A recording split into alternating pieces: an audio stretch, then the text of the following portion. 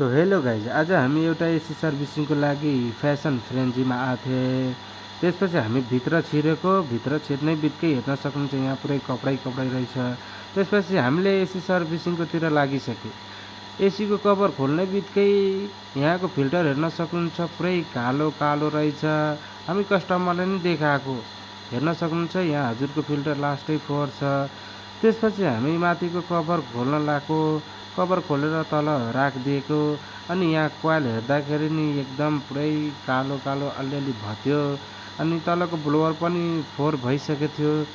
त्यसपछि हामीले यहाँ एसी सर्भिसिङकोतिर लागिसक्यो मेसिनले। अनि त्यसपछि यहाँ एसी सर्भिसिङ गरेपछि हेर्न सक्नुहुन्छ यहाँको कोइल कति सफा भइसक्यो।